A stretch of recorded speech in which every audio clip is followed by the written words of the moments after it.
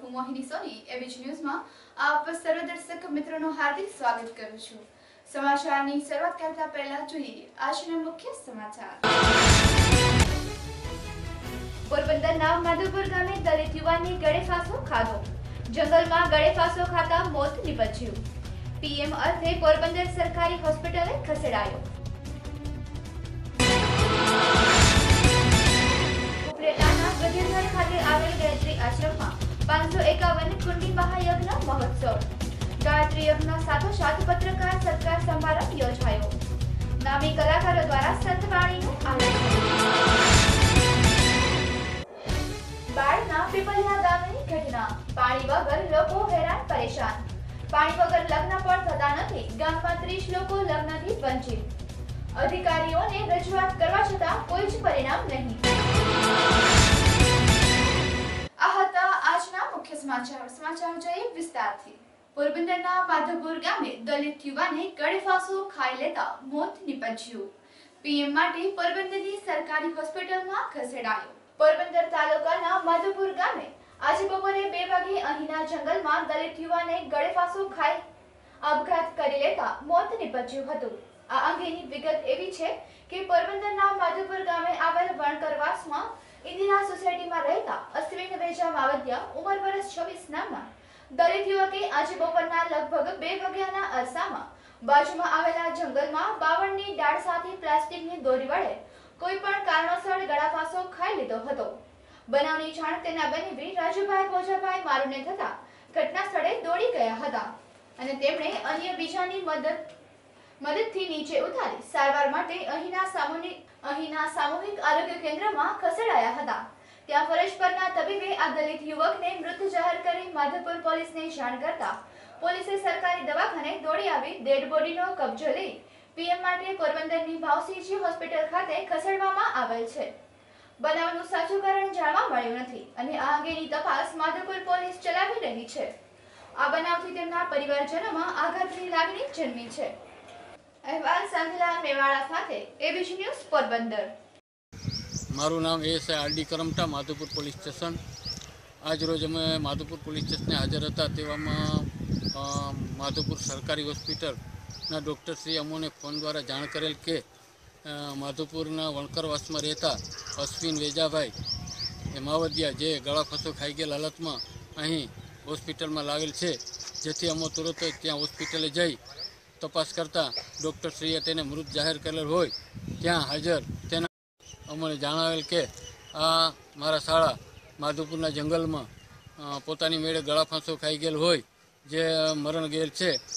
ખરું કારણ તેનું પીએમ થઈ આવીએ તે જાણવા મળે, જેથી અમે તરત લાશનો કબજો લઈ પીએમ કરવા માટે પોરબંદર હોસ્પિટલ રવાના કરેલ છે। આગળની તપાસ ચાલુ છે। ઉપલેટાના ગધેધડ ખાતે આવેલ ગાયત્રી આશ્રમમાં 551 કુંડી મહાયજ્ઞ મહોત્સવનું આયોજન કરવામાં આવ્યું। ઉપલેટા તાલુકાના ગધેધડ સ્થિત ગાયત્રી આશ્રમમાં સંત શિરોમણી શ્રી લાલબાપુના સાનિધ્યમાં આગામી તારીખ 17/2/2016 થી શરૂ થતા 551 કુંડી ગાયત્રી યજ્ઞ મહોત્સવના અનુસંધાને એક પત્રકાર સત્કાર સમારંભ યોજવામાં આવ્યો, જેમાં પૂજ્ય લાલબાપુએ તારીખ 17/2/2016 થી 23/2/2016 સુધી વિશ્વ કલ્યાણ અર્થે આવતા કાર્ય વિશે પત્રકારોને માહિતી આપતા કહ્યું હતું કે આ કાર્યક્રમ સર્વ જ્ઞાતિનો છે। નાત જાતના ભેદભાવ વગર દરેક વર્ગના લોકોને મારું જાહેર આમંત્રણ છે અને અલગ અલગ તારીખોમાં રાખવામાં આવેલ સર્વનિદાન કેમ્પમાં નિઃશુલ્ક દવા નિદાન કરવામાં આવશે। તેમજ દરરોજ સાંસ્કૃતિક અને સંતવાણીમાં નામી કલાકારો દ્વારા ભજન સંતવાણીનું પણ આયોજન કરવામાં આવેલ છે। આ કાર્યમાં 7000 સ્વયંસેવકો સેવા બજાવશે અને 25 લાખ લોકો આ ધર્મોત્સવમાં ઉમટી પડશે તેવો અંદાજ આપતા બાપુએ કહ્યું હતું કે મંડપ અને યજ્ઞશાળા તેમજ ભોજનાલય, રસોડા, વાહન પાર્કિંગ વગેરે થઈને 300 વીઘામાં આયોજન કર્યું છે। પૂરેપૂરી તકેદારી અને ભીડ ન થાય તે રીતે આયોજન કરવામાં આવ્યું છે અને આશ્રમે પધારેલા જેતપુર ધોરાજી, ઉપલેટા અને ગ્રામ્ય વિસ્તારના પ્રિન્ટ અને ઇલેક્ટ્રોનિક મીડિયાના પત્રકારોનું સાલ ઓઢાડી માં ગાયત્રીનો સિક્કો અર્પણ કરી પૂજ્ય બાપુએ સન્માન કર્યું હતું। અહેવાલ યશવંત દરસાણીયા સાથે એબીજ ન્યૂઝ ધોરાજી।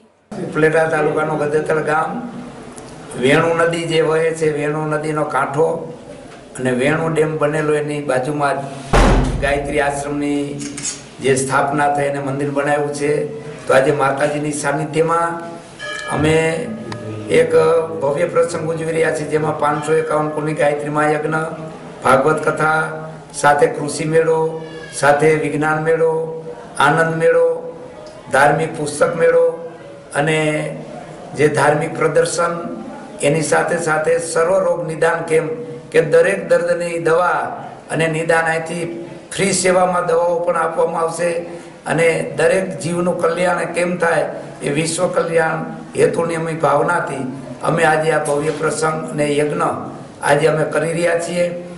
એ પ્રસંગની અંદર કમસે કમ 7 દિવસની અંદર 20 થી 25 લાખ માણસો આવીને દર્શનનો લાભ લે અને પ્રસાદનો લાભ લે એવી અમારી ભાવના અને લાગણી છે.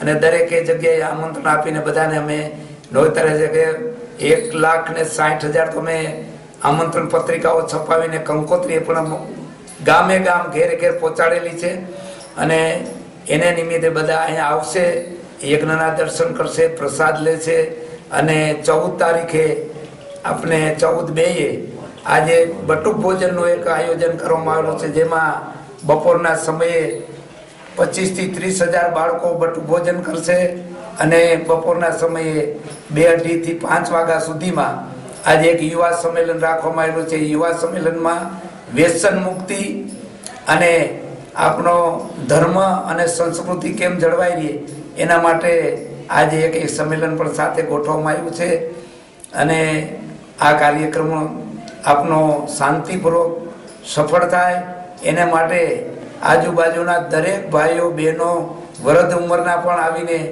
એક ફ્રી સેવા આપી રહ્યા છે અને ખૂબ જ ઉમંગ અને ઉત્સાહપૂર્વક અમારો પ્રસંગ આજે જે કાંઈ તૈયારી થઈ રહી છે તડામાર, એમાં અમને ખૂબ દરેક વ્યક્તિનો, દરેક સમાજનો, દરેક જ્ઞાતિનો, આજે અમારા આશ્રમની અંદર એક તો જ્ઞાતિ ભેદ નહીં, સર્વ સમાન માતાજીના બાળકો છે એ રીતે રહીને નાના મોટા શ્રીમંત ગરીબ બધાની સાથે મળીને અમે એક આ ભવ્ય પ્રસંગ ઉજવી રહ્યા છીએ. બાળના પીપલિયા ગામ પાણી પીવાનું થતા ગામના 30 થી વધુ યુવકો લગ્નથી વંચિત. પાણી એ જીવન જીવવા માટે સૌથી અગત્યનું પરિબળ છે. પાણી વિના જીવન જીવવું શક્ય નથી. ત્યારે અરવલ્લી જિલ્લાના બાળ તાલુકાનું પીપલિયા ગામ પાણી વિના ટળવળી જ રહ્યું છે. સાથે પાણીની સમસ્યાના કારણે આ ગામમાં લગ્ન વયે પહોંચેલા યુવકોને કોઈ કન્યા આપવા તૈયાર નથી, જેથી ગામના લોકોની દશા ખરાબ થઈ છે. જોઈએ આ વિશે એક અહેવાલ. બાળ તાલુકાનું અમોદરા ગ્રામ પંચાયત વિસ્તારમાં પીપલિયા ગામની વસ્તી 60 થી વધુ ઘરોની છે, જેમાં 400 થી વધુ લોકો વસવાટ કરે છે. આ ગામના લોકો સવાર પડે કે તરત જ પોતાના માટે અને પશુઓ માટે પાણીની દોડધામ શરૂ કરી દેવી પડે છે. છેલ્લા કેટલાક વર્ષોથી આ ગામ પાણીની મુદ્દે અનેક તકલીફો વચ્ચે ગામથી 2 થી 3 કિલોમીટર ભટકીને પાણીના પોકાર સાથે બળદગાડામાં ભરેલા અનેક વાસણો ભરીને પાણી ભરી લાવવા દોડાદોડી કરવી પડે છે. રાજકીય નેતા હોય કે અધિકારીઓ આ ગામમાં માત્ર આટા ફેરવા કરવા ક્યારેક આવે છે. ગામ લોકો પાણી મુદ્દે રજૂઆત કરે છે, પરંતુ આ રજૂઆત અંગે માત્ર ઠાલા વચનો જ આપવામાં આવે છે. પીપલિયા ગામમાં વર્ષો પહેલા લગ્ન કરીને આવી ગયેલી મહિલાઓ લગ્ન અંગે પછતાવો થતો હોય એવી રીતે પોતાનો બળાપો વ્યક્ત કરી રહી છે. આ મહિલાઓએ પોતાના પરિવારની એક મહા મુશ્કેલીનું વર્ણન કરતા સંકોચ પણ અનુભવે છે. તેઓના કહેવા મુજબ ગામની 60 ઘરોની વસ્તીમાં હાલ લગ્નની વયે પહોંચેલા 30 થી વધુ યુવકો તેઓના લગ્નની વાતચીત જ્યાં પણ ચલાવવામાં આવે છે ત્યાંથી એક જ માત્ર જવાબ મળે છે કે તમારું ગામ ના પાણીયારું છે, જ્યાં પાણી ના હોય ત્યાં કન્યા કેમ આપવી. આવા જવાબો સાંભળીને મહિલાઓને ફરજિયાત ચૂપકેથી સાદી લેવી પડે છે. ત્યારે પીપલિયા ગામમાં આગામી દિવસોમાં કુંવારાની સંખ્યા વધતી રહેશે તેવું દેખાઈ રહ્યું છે. આ પ્રાણ પ્રશ્ન અંગે તાલુકાના હરતા ફરતા એવા અધિકારીઓનો સંપર્ક કરતા એકબીજાને ખો આપતા હોય તેઓ મામલતદાર, પ્રાંત અધિકારી, તાલુકા વિકાસ અધિકારીની જવાબદારી ગણાવી રહ્યા છે. તો આ મામલે તાલુકા વિકાસ અધિકારી કેમેરા સામે કંઈ પણ કહેવાનો ઇનકાર કર્યો. શું ડિજિટલ ઇન્ડિયાના નારા આપતી સરકારમાં આ ગામની પીડા દૂર કરાશે ખરી? અહેવાલ અલ્પેશ રાઠોડ સાથે એબીસી ન્યૂઝ અરવલ્લી. હા સાહેબ, અત્યારે આ ગામમાં છેલ્લા 8-10 વર્ષથી ઘણી પાણીની તકલીફ છે. ઇલેક્શન આવે એ વખતે એકદમ ઉભરો આવે નેતાઓનો, બધા જ નેતાઓ આવી જાય, બધા જ પક્ષના નેતાઓ આવી જાય અને પછી એ ઉભરો શાંત પડી જાય તો ઉભો જ નહીં થતો. એ વળી પાછો ફરીથી ઇલેક્શન આવે એ વખતે જ ઉભરો આવે, એ પછી પાછો શાંત પડી જાય. અત્યારે પાણીની ઘણી બધી સમસ્યા છે. અત્યારે અમે ખેતી વર્ગના માણસો બરાબર, પશુપાલન અને ખેતી માટે પાણી જોઈએ જ. છેલ્લે 4-5 કલાક બગાડીને અમારા 3 કિલોમીટર અત્યારે અમે 3 કિલોમીટર દૂર ગાડું લઈને બેરલ લઈને નીકળ્યા છે બરાબર. પાણીની અત્યારે ઘણી સમસ્યા છે. શું માંગણી? બસ આ પાણીનું કંઈક થાય તો અતિ ઉત્તમ એમ, બીજું તો હું ભાઈ બરાબર. પાણીની ઘણી મોટી સમસ્યા છે સાહેબ. મારું નામ સોલંકી જનકબેન પરબતસિંહ, ગામ પીપળિયા. અત્યારે મારા લગ્ન કરે 20 વર્ષ થયો છે, પણ આ ગામમાં આવ્યા પછી પાણીની તકલીફ એટલી છે કે આ ગામમાં મારે એવું લાગ્યું કે ખરેખર જો આના કરતાં હું બીજા કંઈક શાસ્ત્રી હોત તો સારું. પણ અત્યારે તો અમે 3 થી 4 કિલોમીટર દૂરથી પાણી લાવીએ છીએ, પણ અત્યારે અમારે ઢોર ઢોક અમારે પીવાનું પાણી પણ નથી. અમારે ત્યાં અત્યારે ઘાસચારો, સૂકો ઘાસચારો ખાવા માટે પણ નથી ઢોરને. અત્યારે અમે જોઈએ તો પીવા માટે આપણે પણ વેખલો કરીએ અને પશુ પણ વેખલો કરે. તો અમારા આના માટે સુવિધા કંઈક જોઈએ, આના માટે બોર પણ જોઈએ, કંઈક કેનાલની વ્યવસ્થા પણ જોઈએ. કંઈક અમારા ગામમાં બોર હોય તો પણ ચાલે, કૂવો હોય તો પણ ચાલે, પણ આવી વ્યવસ્થા કોઈ કરવા તૈયાર જ નથી. આ બધું એમ કે અધિકારીઓને જાણ કર્યા છતાંય પણ આવું કરતા નથી. તો બધું આ કરવું જ જોઈએ. આગામી તારીખ 21/2/2016 રવિવારના રોજથી સિત્સરથી કાગવડ સુધીની એકતા યાત્રા શરૂ કરવામાં વેરાવળ ખાતે મીટિંગ યોજવામાં આવી.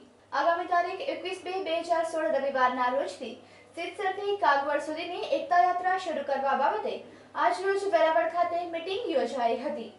આ એકતા યાત્રા સામાજિક સમસ્યાઓ લોક જાગૃતિ લાવવાના શુભ આશ્રયથી શરૂ કરવામાં આવશે, જેમાં સામાજિક સમસ્યાઓ, બેટી બચાવ, વ્યસન મુક્તિ જેવા મુદ્દાઓનો આ એકતા યાત્રા સંપૂર્ણપણે સામાજિક હેતુ માટે છે.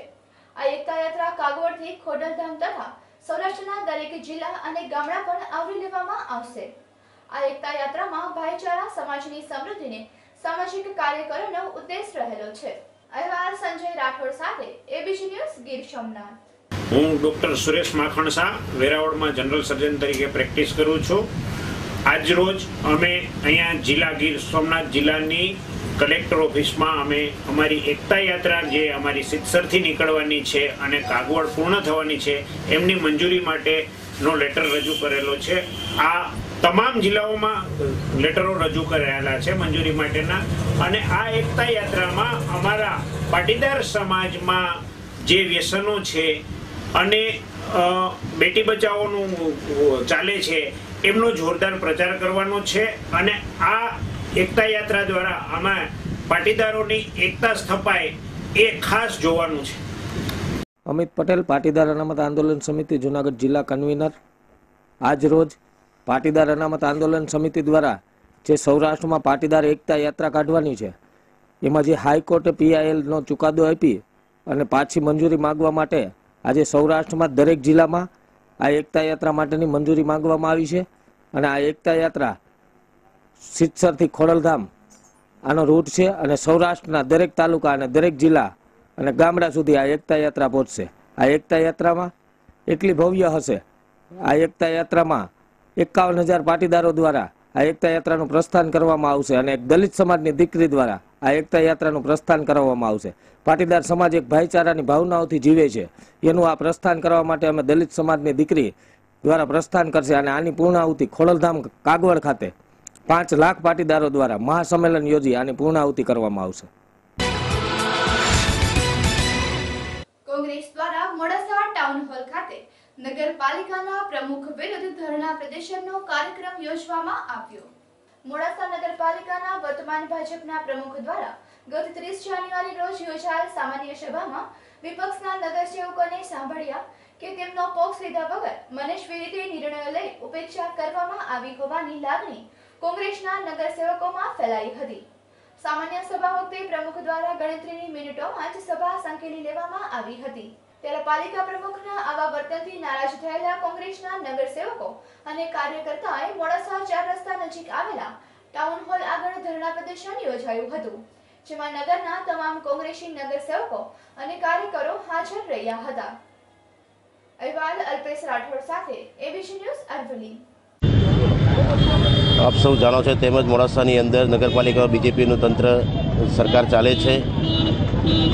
આ લોકો લોકશાહીનું સરેઆમ ખૂન કરી રહ્યા છે અને આ વિસ્તારની અંદર મોડાસા નગરપાલિકા વિસ્તારની અંદર કાઉન્સિલ દ્વારા 30 તારીખે જે સામાન્ય સભાની અંદર કોંગ્રેસના કાઉન્સિલ દ્વારા તે રજૂઆત કરવાની એ મનસ્વી વલણના કારણે એમને ચૂપ કરી દેવામાં આવ્યા હતા. આજે મોડાસા નગરપાલિકાની અંદર રિક્ષા ફ્રૂટવાળા, મોચી, શાકભાજીવાળાની વૈકલ્પિક કોઈ વ્યવસ્થા નથી એમને માટેની. આ બધા મુદ્દાઓ લઈને અમારા કોંગ્રેસ શહેર પ્રમુખ દ્વારા એક ધરણાનો કાર્યક્રમ આજે યોજવામાં આવ્યો છે. એમાં અમારો સતત મોડાસા નગરપાલિકાના પ્રમુખ સામે ઉગ્ર અમારો વિરોધ અમે દર્શાવી રહ્યા છીએ. આજે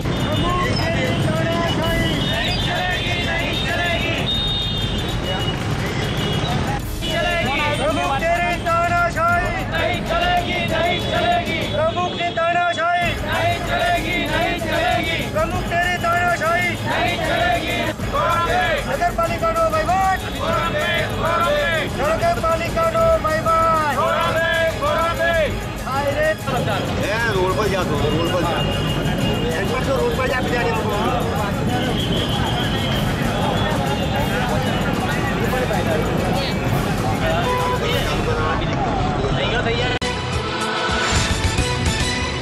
જંતુનાશક દવા સુધારા નિયમ 2015 બાબતે સમગ્ર રાજ્યમાં ઉગ્ર વિરોધ દર્શાવાયો. ત્યારે અરવલ્લીના 1000 કરતા વધારે જંતુનાશક દવાના વેપારીઓએ હડતાળ કરી જિલ્લા કલેક્ટરને આવેદનપત્ર પાઠવ્યું. સરકારના જંતુનાશક દવા સુધારા નિયમો 2015 બાબતે સમગ્ર રાજ્યમાં ઉગ્ર વિરોધ વંટોળ ઊભો થયો છે. ત્યારે સાબરકાંઠા અને અરવલ્લી જિલ્લાના 1000 કરતા વધારે જંતુનાશક દવાના વિક્રેતાઓએ સરકાર દ્વારા બનાવવામાં આવેલ નવા જંતુનાશક દવાના કાયદા સામે વિરોધ કરવા માટે આજે પોતાના ધંધા રોજગાર બંધ પાડીને નવા કાયદાનો વિરોધ કર્યો હતો. અરવલ્લી જિલ્લાના મોડાસા ખાતે આજે વેપારીઓએ મોટી સંખ્યામાં હાજર રહ્યા હતા અને સરકારના આ કાયદાના વિરોધમાં જિલ્લા કલેક્ટરને આવેદન આપ્યું હતું. ખેડૂતો સાથે છેતરપિંડી ન થાય, યોગ્ય ગુણવત્તાવાળા જંતુનાશક દવા, ખાતર, બિયારણ માટે લાયકાત ધરાવતા ઉમેદવારો પેઢી શરૂ કરવાનું લાયસન્સ મળે તેવા ઉદ્દેશ્યથી સરકાર દ્વારા જંતુનાશક દવાના નવા નિયમો સુધારવાની જોગવાઈ કરવામાં આવી છે. પરંતુ તે માટે સરકાર દ્વારા શૈક્ષણિક પાત્રવાળા ઉમેદવારોને લાયસન્સ આપવાના નિર્ણયથી ગુજરાતના 25,000 થી વધુ પરિવારોને અસર થવાની સંભાવના છે. જેથી વેપારીઓ જણાવી રહ્યા છે કે સરકાર દ્વારા ફરજિયાત શૈક્ષણિક લાયકાતવાળા નોટિફિકેશનના કારણે જરૂરી લાયકાતવાળા જ માત્ર લાયસન્સ ધરાવી શકે છે. પરંતુ ડિગ્રી ધારકોની સંખ્યા 5 થી 10% ડીલરો પાસે હોવાથી મોટાભાગના ગ્રામ્ય વિસ્તારોની દુકાનદારો બંધ કરવાની નોબત આવશે. જેથી ખેડૂતોને દવા મેળવવા માટે તાલુકા મથકોએ જવું પડશે અને આર્થિક ભારણ વધશે. જેથી સરકાર દ્વારા ડિપ્લોમા, એગ્રી બી, RS ને માન્યતા આપવામાં આવે તેમજ જૂના લાયસન્સ ધારકો માટે એગ્રી યુનિવર્સિટી અથવા ખેતીવાડી કે કોઈ નોડલ એજન્સી મારફતે જ 4 થી 6 માસનો સર્ટિફાઈડ કોર્સ ચલાવી જૂના લાયસન્સને માન્યતા આપવામાં આવે તેવી વેપારીઓ માંગણી કરી રહ્યા છે. અહેવાલ અલ્પેશ રાઠોડ સાથે ABC ન્યૂઝ અરવલ્લી.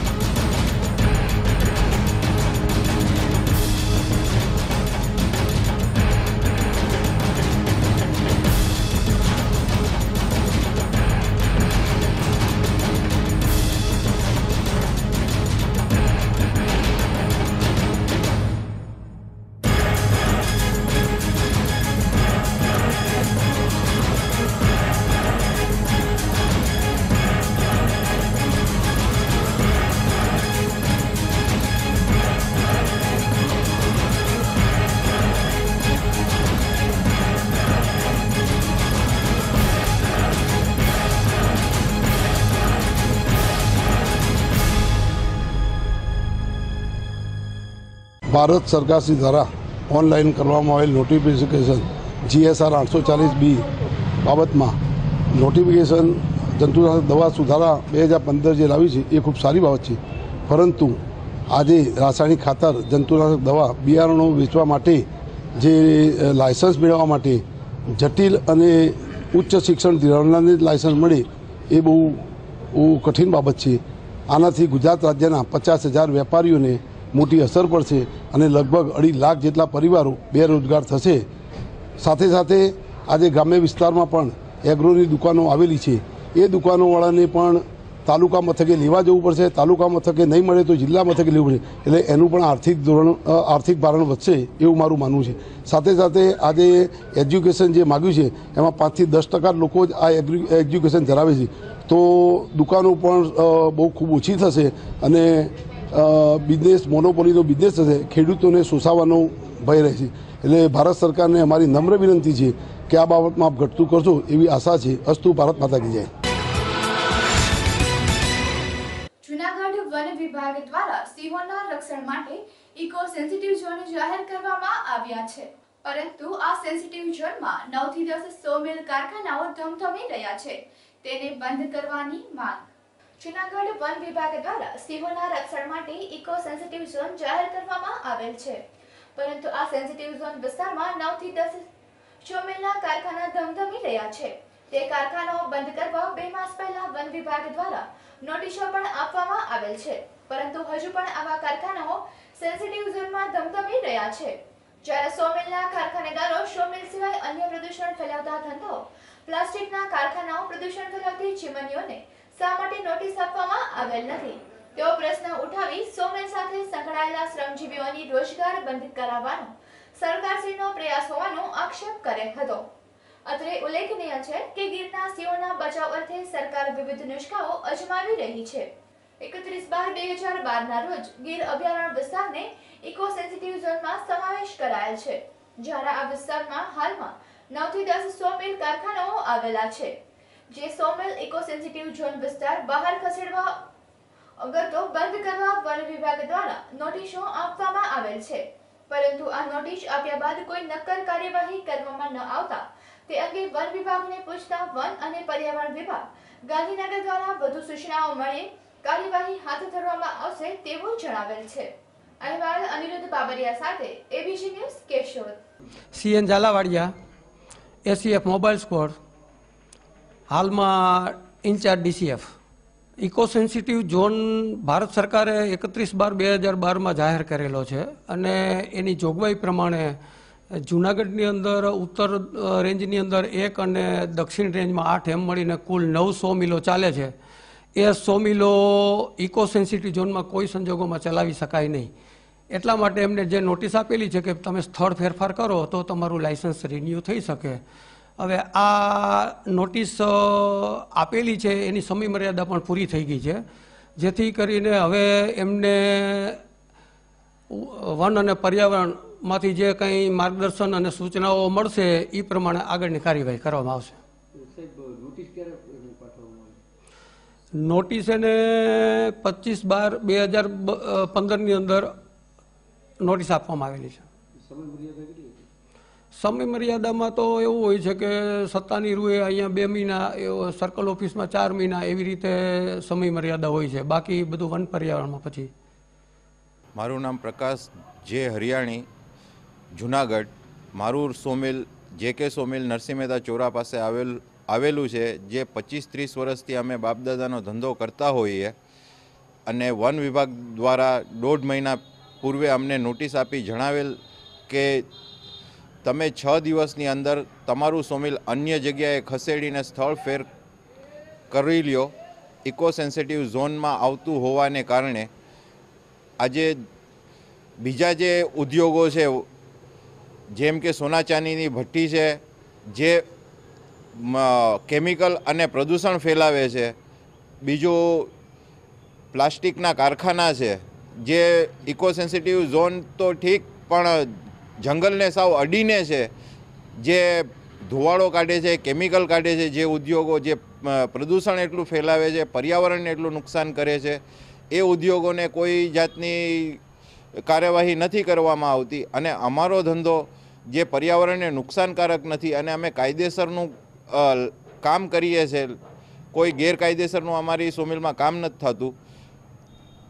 આ પ્રશ્ન અમારે કોને રજૂઆત કરવી કે જે અત્યારે લાકડાના ઉદ્યોગની અંદર પ્લાસ્ટિકના દરવાજાથી લઈ અને એલ્યુમિનિયમ સેક્શન સિમેન્ટના ચોકઠા જે અમારો ધંધો પડી ભાંગ્યો છે એ ધંધો અમે માંડ માંડ ચલાવીએ છીએ. અમારા કુટુંબનું અને અમારે ત્યાં કામ કરતા મજૂરોનું રોજીરોટી એનાથી ચાલે છે. જો એ અમે બીજી જગ્યાએ ફેરવીએ તો અત્યારે અમારી કોઈ સક્ષમતા નથી, અમારી પાસે એટલા નાણાં નથી. અને અહીંયા જે અમારો ધંધો ચાલે છે, અમે ગરીબ વિસ્તારમાં, સિટી વિસ્તારમાં છીએ, જેથી કરીને અમારો બીજો ઇતર વસ્તુ જેમ કે બળતણ છે, ભૂસો છે, એ અમારું અહીંયા વેચાય છે, બીજી જગ્યાએ ન વેચાય. અમને 17 તારીખે નોટિસ આપીને જણાવેલ કે તમે 6 દિવસમાં સ્થળફેર કરી લ્યો. લાયસન્સ અમારા રિન્યૂ કરવામાં નથી આવ્યા, જેથી કરીને અમે ગાંધીનગર ચીફ કન્ઝર્વેટરને રજૂઆત કરી, સર્કલ ઓફિસરને રજૂઆત કરી, અને એનો કોઈ યોગ્ય નિર્ણય એ લોકો કરતા નથી. અને અમારા લાયસન્સ જો રદ કરવાની કાર્યવાહી કરશે તો અમારી તો રોટલો બંધ થઈ જશે. અમારી પાછળ અમારા 1,500-2 હજાર મજૂરો છે અને અમે કુટુંબો છે, અમે બધા થઈને એટલા માણસોની રોજીરોટી છીનવાઈ જશે. તો આ સરકાર શું આના માટે કરશે અમારા માટે?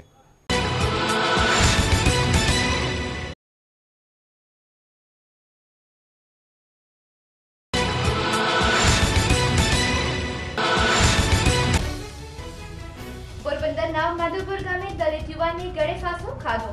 જંગલમાં ગળે ફાંસો ખાતા મોત નીપજ્યું. પીએમ અર્થે પોરબંદર સરકારી હોસ્પિટલે ખસેડાયો. ઉપલેટાના ગધેધર ખાતે આવેલ ગાયત્રી આશ્રમમાં 551 કુંડી મહાયજ્ઞ મહોત્સવ. ગાયત્રી યજ્ઞ સાથોસાથ પત્રકાર સત્કાર સમારંભ યોજાયો. નામી કલાકારો દ્વારા સંતવાણીનું આયોજન. બાળના પીપલિયા ગામની ઘટના. પાણી વગર લોકો હેરાન પરેશાન. પાણી વગર લગ્ન પણ થતા નથી. ગામમાં 30 લોકો લગ્નથી વંચિત. અધિકારીઓને રજૂઆત કરવા છતાં કોઈ જ પરિણામ